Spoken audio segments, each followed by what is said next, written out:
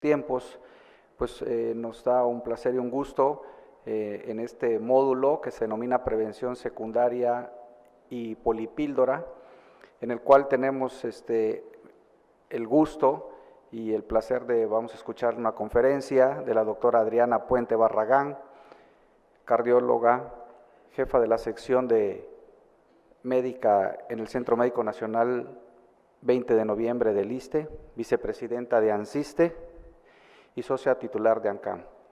El tema que va a desarrollar la doctora tiene mucha trascendencia debido a que la población mexicana encontramos siempre con niveles muy altos de triglicéridos y sobre todo observamos esto cuando la mujer entra en etapa perimenopáusica y menopáusica.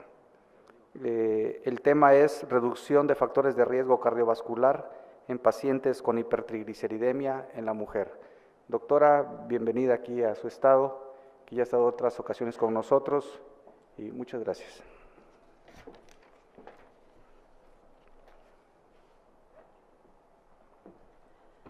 Gracias, doctor Alfaro. Gracias a todos ustedes por estar acompañándonos y al comité organizador de esta exitosa reunión.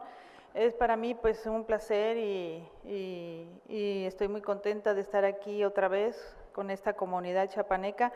Y bueno, sin más preámbulo, vamos a hablar del tema que me corresponde en este simposio acerca de prevención secundaria. Pues vamos a hablar de la importancia que tiene el incremento de los niveles de triglicéridos enfocado un poquito a las mujeres, ¿no? Y veamos entonces como antecedente, como ya sabemos, si bien hemos escuchado a lo largo de las pláticas, pues un 46% de la población mexicana tiene algún tipo de dislipidemia. La hipertrigliceridemia en general en la población mexicana es un factor de riesgo muy común e incrementa un poco más sus niveles en la población de mujeres. Se asocia frecuentemente al incremento de los niveles de LDL y HDL, lo que común conocemos como la famosa triada lipídica, que concierne o nos da cierto factor aterogénico en la población mexicana. Es un factor que presenta una combinación que muy frecuentemente se da en la población mexicana.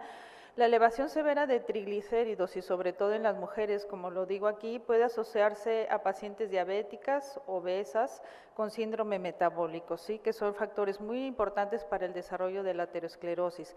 Es más frecuente en las mujeres durante la edad o la etapa peri-posmenopáusica. Por eso nosotros la pregunta que nos vamos a hacer en esta primera parte del simposio es si la hipertrigliceridemia es un factor de riesgo tan importante en la mujer que nos puede acondicionar un incremento en el riesgo cardiovascular y en el desarrollo de posteriores eventos cardiovasculares. Y como vemos, hay que empezar mencionando algo acerca de la prevalencia de los triglicéridos en la población mexicana, y vemos en esta encuesta los resultados del ENSAUD.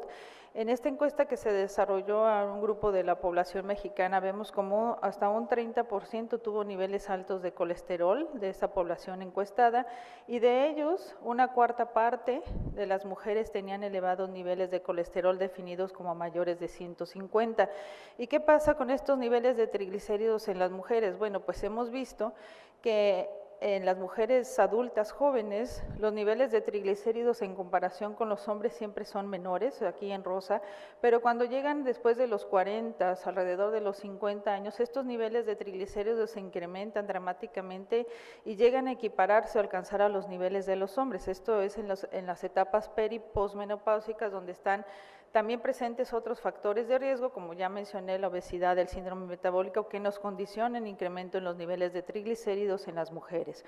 Si vamos a hablar de triglicéridos, hay que recordar entonces cuáles son los niveles vigentes según las últimas normas que tenemos para definir los niveles altos de triglicéridos, los cuales se establecen hoy en día como niveles mayores de 150 miligramos por decilitro, los altos de 200 a 499 y niveles muy altos con niveles de triglicéridos mayor de 500, lo cual es una situación muy grave y quizás se pueda acompañar más frecuentemente con pancreatitis u otro tipo de complicaciones. Y veamos qué hay en la mujer y los triglicéridos. Pues como todos ya sabemos, la mujer, y esto es en todo el mundo, ¿verdad?, y ya se ha ido incrementando hoy en día, pero en México sabemos que la mujer mexicana cuando llegamos a cierta edad, en la posmenopausia o en la peri, en el climaterio, pues tendemos y es la realidad que no debe de ser, no estoy a favor, pero es la realidad, por varios factores ambientales, como aquí lo expreso, por varios factores genéticos o las alteraciones hormonales presentes, pues tenemos un incremento a presentar obesidad central, obesidad visceral, y esto nos va a contribuir también a tener ciertos factores como son resistencia a la insulina, niveles elevados de ácidos grasos libres y alteraciones a nivel hormonal como son disminución de la adiponectina, que nos va a condicionar las alteraciones a nivel de las lipoproteínas como son aumento de los triglicéridos, aumento de la lipoproteína hepática y aumento del perfil de lípido en conjunto con elevación de LDL y disminución de HDL, que caemos otra vez en la famosa triada lipídica, la triada aterogénica. Todo esto nos va a contribuir también al desarrollo, pues, entonces, del síndrome metabólico asociada a la obesidad central, que está presente hasta el 60% de las mujeres adultas, y veamos que esto pues acompaña de manera muy importante a las alteraciones de las lipoproteínas. Y ahora no sé, ¿qué otros factores hemos visto en los diversos estudios que contribuyen a estas alteraciones en las mujeres? Pues ya lo mencioné, los niveles hormonales. En este estudio se estudiaron, ¿sí?, los niveles, las edades de las mujeres en la etapa periposmenopáusica, los niveles bajos de estradiol y elevados de hormona folículo estimulante. Y vean, como lo pueden ver aquí en la gráfica, los factores más importantes para el desarrollo de hipertrigliceridemia o que se asociaban a niveles altos de triglicéridos en la mujer eran la etapa la periposmenopáusica en estas edades en la mujer y las alteraciones hormonales, ¿sí?, como lo vemos aquí expresado en esta gráfica, y un factor muy importante que se asociaba pues era la menopausia, sobre todo para el nivel de los elevado de triglicéridos. Algo muy importante que quiero mencionar como otro factor en la mujer que puede contribuir al aumento de triglicéridos es el embarazo. Y vean este grupo de mujeres embarazadas en las que se relacionó los niveles de triglicéridos con el grado de obesidad o el índice de masa corporal que manejaban estas mujeres antes de embarazarse, y vean cómo lo agruparon en tres grupos: aquellos que tenían índice de masa corporal normal, con sobrepeso y con obesidad, y entre más obesas eran estas mujeres o más sobrepeso tenían, en conjunto con niveles altos, se asociaba entonces con niveles altos de triglicéridos. Entonces, otro factor o otra circunstancia que puede elevar los triglicéridos es el embarazo, ¿sí?, sobre todo en la primera mitad del embarazo.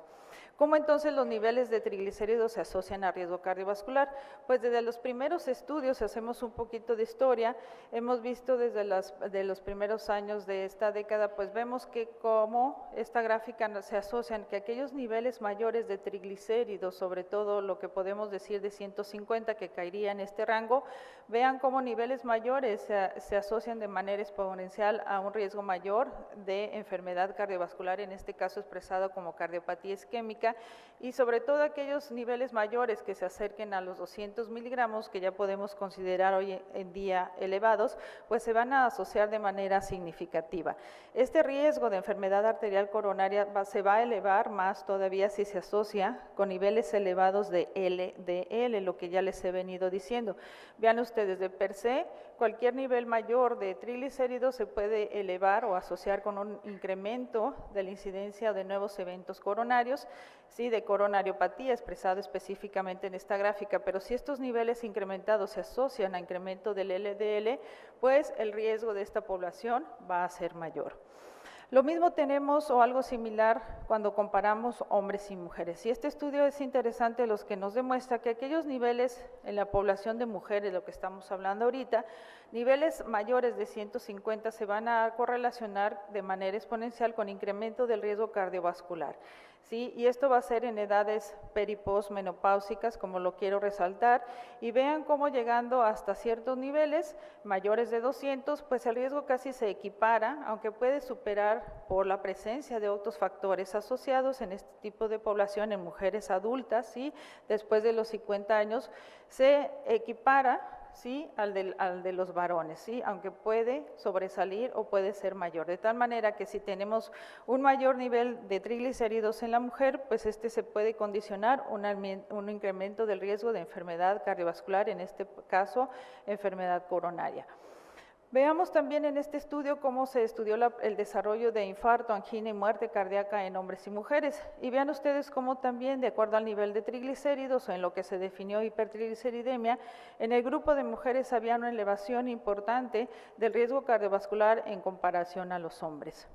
En este estudio, que me parece importante, se agruparon las mujeres de acuerdo a la presencia de menopausia y de acuerdo a este componente que por sus siglas pues lo definieron como elevación de la cintura, obesidad y elevación de triglicéridos, está en inglés, y definieron como cintura mayor de 88 y triglicéridos en las siglas para los estadounidenses 1.4 milimoles, que más o menos equivale a los miligramos que nosotros utilizamos aquí en México.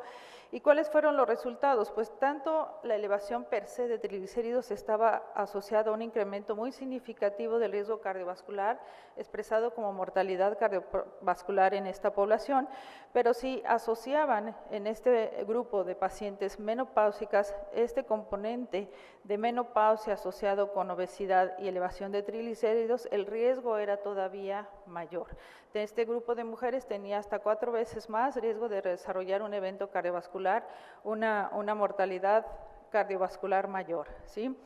Y van ustedes las gráficas de su derecha, bueno, pues expresa la sobrevida. Si nosotros tenemos una mayor mortalidad, pues en este grupo de pacientes menopáusicas que eran obesas y que además tenían niveles elevados de triglicéridos, si tenemos una mayor mortalidad, pues de manera importante la sobrevida va a ser menor al paso de los años. ¿Qué tenemos entonces del tratamiento? Entrando un poquito en el tema, ¿cómo debemos de tratar a nuestras mujeres con niveles de triglicéridos elevados? Este es un gran problema porque los triglicéridos cuesta mucho trabajo controlarlos.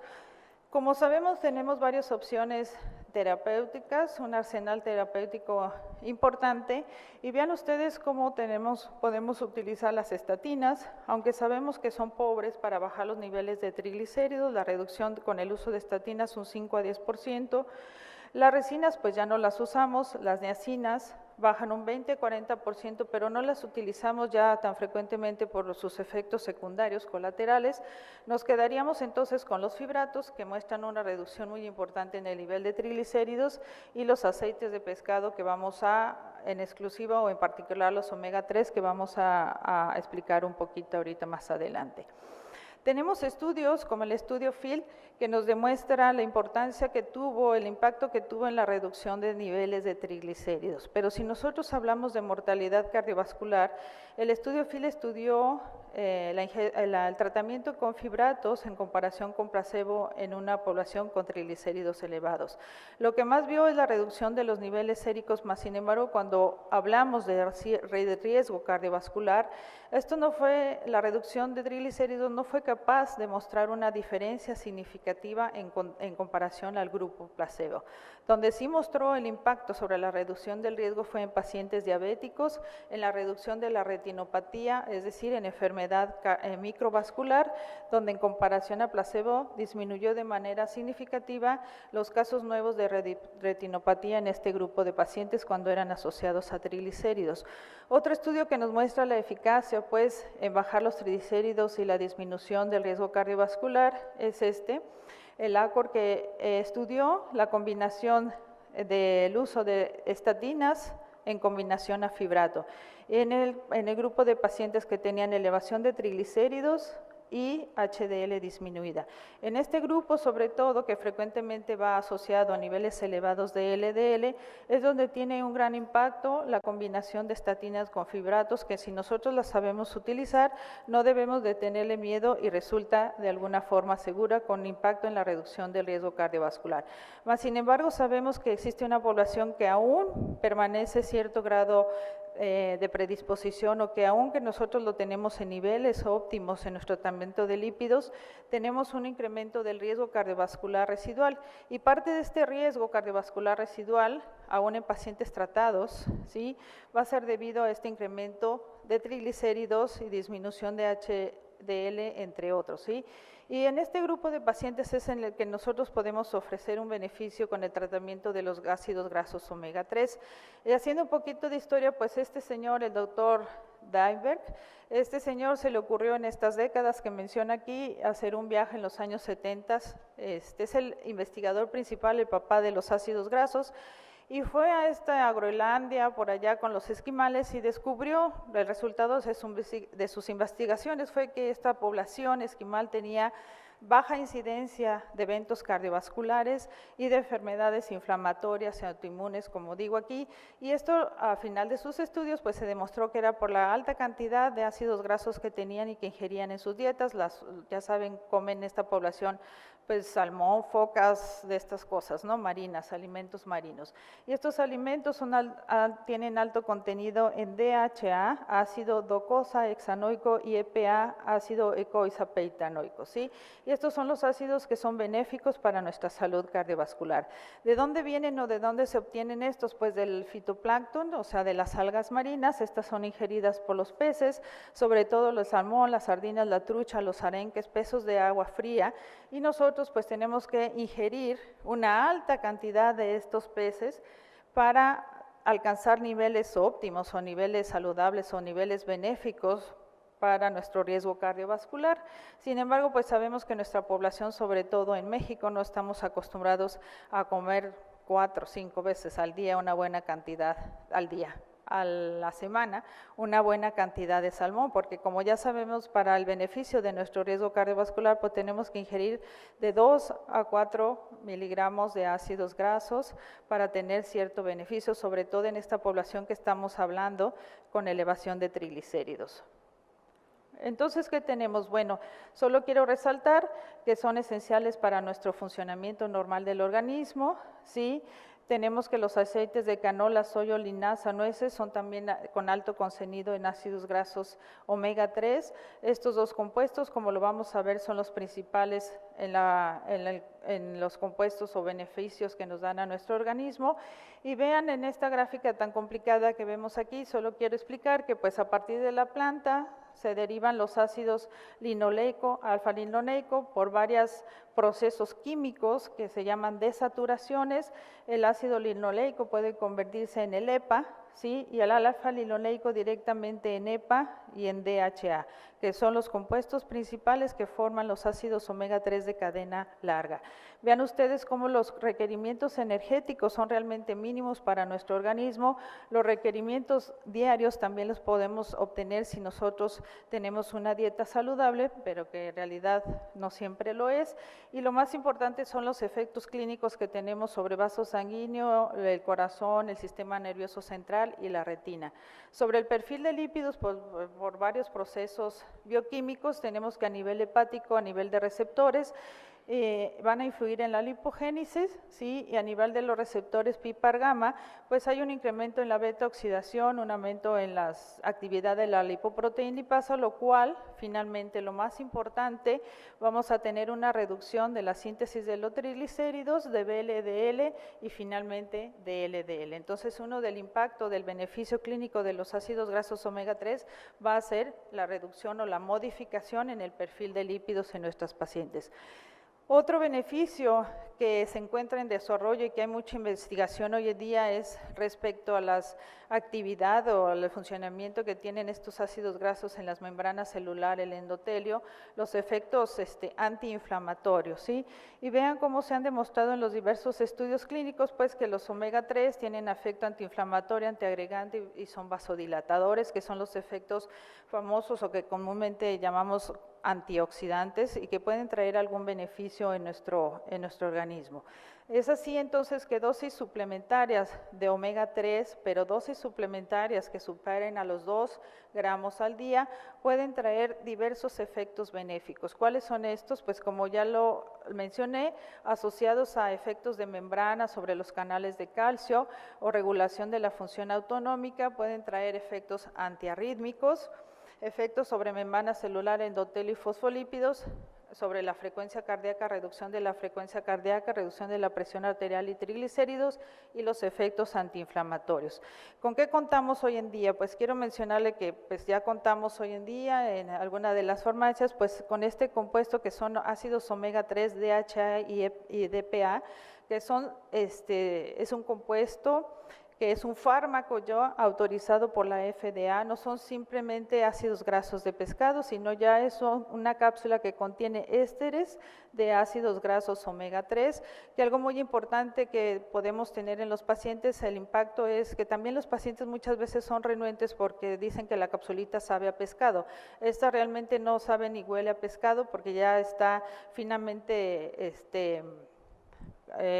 desaturado y modificado, esterificado para que venga esta concentración adecuada para nuestros pacientes. ¿Y cuál es la fórmula que tienen estas capsulitas? Pues son EPA 46% y DHA 38%, 380 miligramos. Y como ven, la cápsula viene de 1 gramo y es especialmente diseñado para dar 2 cápsulas o 4 cápsulas a nuestros pacientes al día según los requerimientos, ¿sí? En comparación a otros suplementos alimenticios nada más, si nosotros lo diéramos al paciente, pues vean cómo tendríamos que dar un montón de cápsulas, la cual nuestro paciente va a ser renuente, porque de por sí el paciente cardiovascular pues toma muchos medicamentos, de tal manera que con este concentrado, esterificado, purificado de ácidos grasos, nosotros podemos dar de 2 a 4 gramos para el tratamiento de la hipertrigliceridemia y la dislipidemia mixta, y también puede ser utilizado en la prevención secundaria con otras píldoras, como más adelante lo vamos a ver, en los pacientes que ya tuvieron un antecedente de un evento cardiovascular. Los beneficios en concreto ya en los estudios que se han diseñado con la utilidad de este compuesto, pues sean, como ya lo viene diciendo, sobre todo su impacto en el perfil lipídico, en la reducción muy importante de los triglicéridos, hasta menos del 50% de los niveles séricos de triglicéridos con respecto al basal. También tenemos evidencia que, por ejemplo, en este estudio, el estudio COMBOS ha demostrado que se puede asociar este tipo de compuesto con estatina y el beneficio va a ser todavía mayor con una reducción adicional en el nivel de los triglicéridos hasta más del 20%. Por lo tanto, para ir resumiendo, ¿en quiénes podemos dar este compuesto purificado de ácidos grasos omega 3? Ha mostrado eficacia en la dislipidemia mixta, en la hipertriglicemia grave, indicado en pacientes tratados con estatinas, con cuyos niveles de triglicéridos continúan elevados, ¿sí? Y en adultos con hipertrigliceridemia que reciben simvastatina u otro tipo de estatina, la adición de los omega 3 pues tiene un beneficio adicional o potencial para la modificación de los niveles de lípidos. Algo muy importante es el estudio OCEAN, que fue especialmente diseñado con este tipo de compuesto, y es que haciendo estudios anatómicos y realizaciones de endarterectomía, nos han mostrado disminución de la placa o de los niveles de factores inflamatorios en la placa de aterosclerosis. Es por eso que este tipo de estudios tiene mucho que mostrar, mucho en desarrollo sobre el factor inflamación. ¿Y qué hay del riesgo? Pues los estudios en relación al riesgo cardiovascular son un poco controvertidos, pero yo quiero mencionar que si nosotros logramos disminuir con este tipo de fármaco los niveles de triglicéridos, entonces nosotros vamos a contribuir a la reducción del riesgo cardiovascular. Nada más para ir terminando, vean cómo este estudio mostró disminución del riesgo cardiovascular con el uso de ácidos omega 3 de cadena larga. Si bien la reducción se observó, pues no fue quizá tan significativa como nosotros quisiéramos haberlo esperado. Hay otros estudios que también han notado disminución en el riesgo cardiovascular en relación de los eventos cerebrovasculares, sobre todo en relación a los eventos de tipo hemorrágico. Y vean cómo los de tipo trombótico pues muestran beneficio, pero quedan casi en la línea del 1, ¿sí?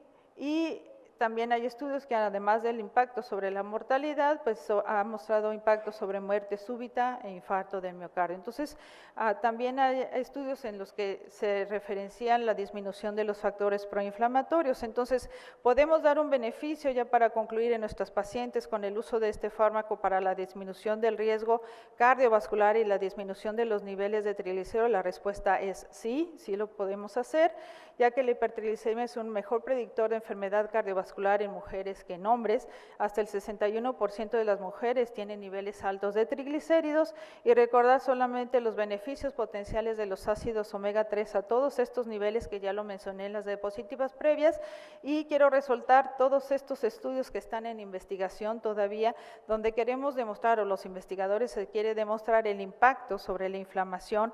Por lo tanto, en un futuro también tenemos resultados, o debemos de tener los resultados sobre los procesos inflamatorios, sobre todo las colitis ulcerativas, la artritis reumatoide, el lupus eritematoso o procedimientos infecciosos, donde los omega 3 pues tienen mucho de qué decirnos y mucho de qué experimentar en este riesgo. Pues con esta diapositiva termino mostrándoles el hospital de donde vengo. Muchas gracias.